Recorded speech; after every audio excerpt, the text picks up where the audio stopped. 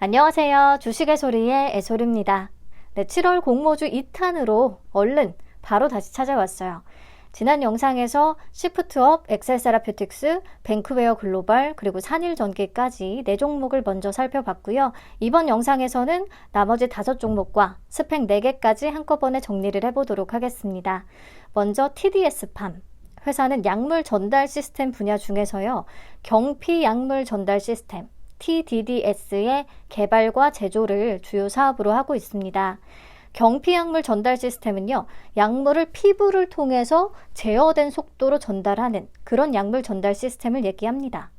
회사는 이 기술을 적용해서 대표적으로 근육통이나 관절염에 사용하는 그런 파스 제품, 익숙하죠? 파스 제품들을 주력으로 하고 있어요. 특히나 한방복합 카타플라스마는 스포제라고 볼 수 있는데 그냥 파스 형태다라고 생각을 하시면 쉽습니다.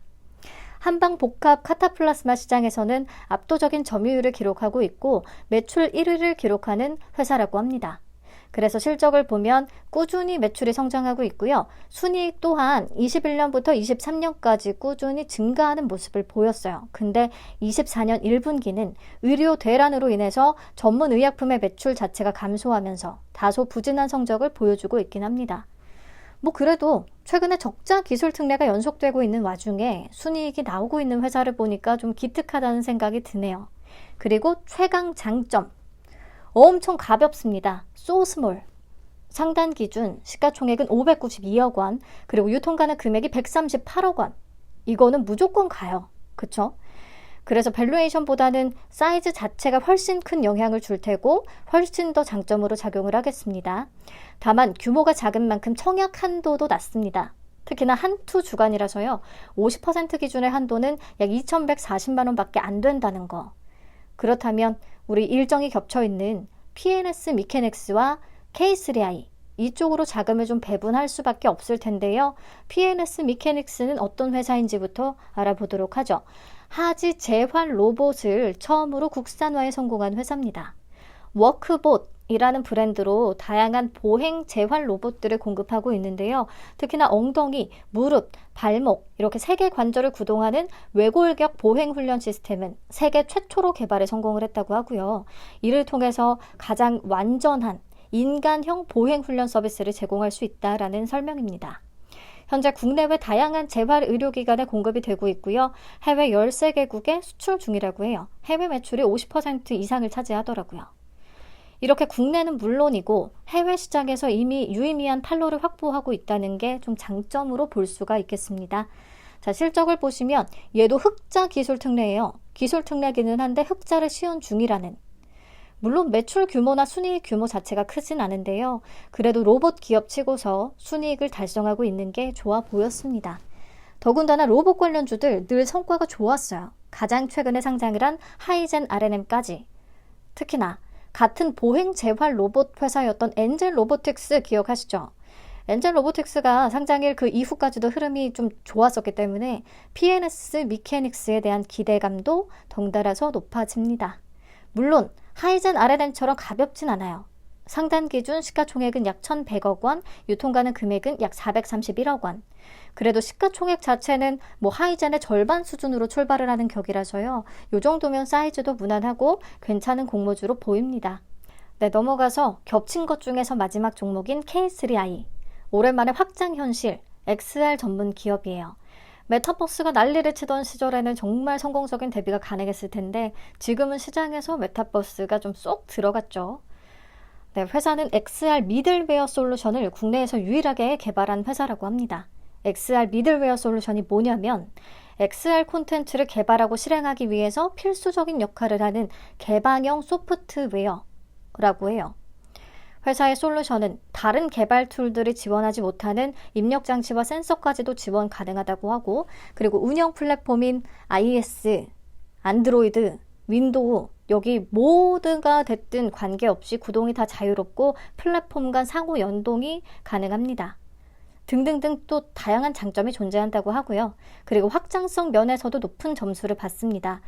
보통의 XR 메타버스 관련 회사들은 특정 콘텐츠 제작에만 특화되어 있기 마련인데 K3i는 AR, VR, MR, 미디어 아트, 디지털 트윈 등등등 모든 유형의 콘텐츠 제작이 가능하대요. 이 소프트웨어를 활용해서.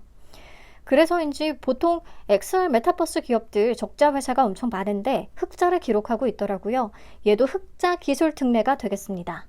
뭐 이렇게 다들 옹기종기 비슷한 것들끼리 모여서 신청을 한 건지. 지난달에는 적자 기술 특례 모임이고 이번에는 흑자 기술 특례 모임인 것 같아요. 아무튼 A와 BBB 등급을 받았고요. 최근 3년간 연평균 매출 성장률은 58.6%를 보여주고 있습니다. 나쁘지 않아요. 현재 시장에서 좀 소외된 섹터라는 게 아쉽긴 하지만. 그리고 사이즈는 그냥 무난합니다. 상단 기준 시가총액은 1,160억 원, 유통가능 금액 425억 원. 그래서 TDS팜, K3i, PNS 미케닉스 얘들은요. 청약 한도, 그리고 청약 경쟁률, 동시상장 여부, 뭐 환불까지 걸리는 시간, 요거는 다 동일하겠구나. 이런 것들 고려해서 최종적으로 작은 배분을 실행을 해보셔야 될 것 같습니다. 자, 네 번째 종목은 넥스트 바이오메디컬입니다. 현직 대학병원의 소화기 내과 교수가 설립한 의료기기 업체인데요. 국내 최초로 내시경 지혈제인 넥스파우더라는 것을 개발했습니다. 위장관 출혈이나 내시경 시술 후의 출혈, 그런 거 치료 목적으로 사용이 가능한데요. 특히나 넥스파우더, 이름처럼 파우더 형태, 가루 형태로 만들어졌고 이게 물만 있으면 겔 형태로 변화가 되면서 지혈 작용을 하게 되는 그런 원리라고 해요. 기존의 경쟁 제품들은 혈액이 있어야만 지혈 작용을 촉진할 수가 있었는데 얘는 물만 있으면 가능하기 때문에 출혈을 좀 예방하는 목적으로도 사용이 가능하다라는 장점이 있습니다. 국내에서는 이미 허가를 받았고 미국 FDA 인증도 따냈고요. 2020년에 글로벌 1위 의료기기 기업인 미국 메드트로닉과 해외 판권 계약을 체결을 해서 글로벌 시장을 공략하고 있습니다. 이미 미국, 유럽 등등 총 29개국에 판매가 되고 있다고 해요. 다만 글로벌 파트너십을 기반으로 해서 매출은 빠르게 늘고 있는 반면에 아직은 지속적인 영업 손실을 기록하면서 적자 경영을 계속 보여주고 있습니다. 이번에 AA 등급을 받고 기술 특례 상장을 추진하게 됐어요. 자, 이 종목은 공모 구조를 봤을 때 유통 물량 측면에서 장점이 아닌 오히려 단점이 존재합니다. 유통 가능 물량이 44.87%나 되거든요. 무슨 코넥스 이전 상장인 줄. 그래서 상단 기준 유통 가능 금액이 1,042억 원, 1,000억 원을 넘고 시가총액은 2,322억 원. 조금 다소 무겁다는 측면에서 아주 끌리지는 않습니다. 자, 그럼 넘어가서 마지막 아이빔 테크놀로지. 이 회사는요, 기존 생체 현미경의 한계를 극복할 수 있는 일체형 생체 현미경 장비를 세계 최초로 상용화하는 데 성공했습니다. 이 첨단 장비는 MRI의 100배 수준인 고해상도로 생체 세포를 3차원으로 추적해서 영상화시킬 수가 있대요. 그래서 다양한 질병의 생체 내 발생 과정에 대한 분석은 물론이고요. 신약을 개발할 때 생체 내 표적으로의 약물이 어떻게 전달되는지 그 전달 과정과 그 효능에 대한 직접적인 분석까지도 가능하다고 합니다. 현재 서울대 의대, 하버드대, 존슨 홉킨스대, 사노피 이런 정말 국내 최고의 의료기관들이 아이빔 테크놀로지의 장비를 활용하고 있다는 부분에서 그 기술력은 충분히 확인할 수가 있겠습니다. 하지만 생체 현미경 제품 자체가 상용화 초기 단계이기 때문에요. 아직은 수익성을 확보하지는 못했고요. 매출은 굉장히 가파르게 증가하고 있음을 확인할 수는 있었습니다. A와 BBB 등급으로 기술 특례 상장 추진하고요. 얘도 규모 면에서 메리트가 분명합니다. 상단 기준 유통 가능 금액이 258억 원, 200억 원대거든요.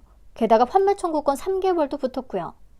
다만 주관사가 삼성증권이기 때문에 한도가 또 낮겠죠. 50% 등급은 13,000주, 밴드 상단 기준 5,525만 원이 한도입니다. 그래서 어쩔 수 없이 이때도 넥스트 바이오메디컬하고 자금을 좀 나눠야 될 것 같아요. 네, 여기까지 해서 일반 종목들은 빠르게 다 살펴봤고요. 한 장 정리해 보도록 하겠습니다. 우선 시프트업과 산일전기, 규모 이런 조건들 다 떠나서 대여급으로서 충분히 둘 다 매력적이라고 보고요.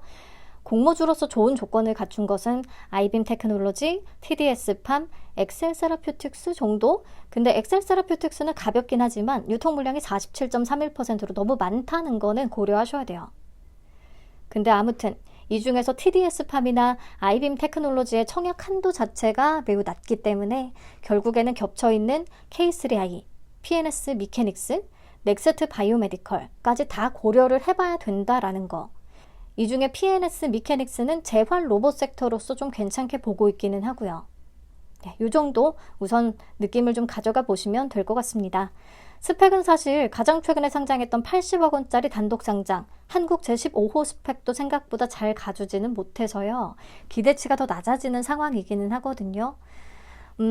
다음 달에 상장하는 것 중에 키움 9호가 60억 원으로 완전히 소형이고 일정이 겹치는 것이 없기 때문에 좀 해볼 수 있을 것 같아요. 그리고 이베스트는 시프트업과 일정이 겹치는데 계좌수 자체가 좀 적을 거라 균등 정도는 참여해 보려고 합니다. 계좌는 7월 1일까지는 만드셔야 참여 가능하겠고요. 앞에서 청약을 하는 스펙들 키움이랑 이베스트 얘들의 성과를 참고해서 뒤에 SK13호랑 NH31호는 청약을 할지 말지 판단을 해주시면 되겠습니다. 계좌 좀 미리 준비하실 수 있게 정리해 뒀으니까요. 표를 참고해서 없는 계좌 챙겨주시면 되겠고요. 20일 제한에 적용을 받지 않는 증권사는 마지막에 계좌를 트시면 되겠고 적용이 되는 증권사부터 만드시면 되겠죠. 보면은 한투, 키움, 미래, 삼성 요 정도가 7월의 필수 증권사로 보이네요. 네, 여러분들 수급이 지금 다소 약해진 것은 맞지만 아직 뭐 공모주가 다 죽었다, 꺾였다 정도는 절대 아니고요. 왠지 7월의 시프트업이 분위기를 또 살려놓을 수도 있지 않을까 기대를 해봅니다. 그 밖에 매력적인 종목들도 꽤 보이기 때문에 더 기대가 되고 설레는 7월이에요. 다음 달도 함께 해주실 거죠? 같이 의지하면서 행복한 한 달 만들어 봐요. 감사합니다. 안녕.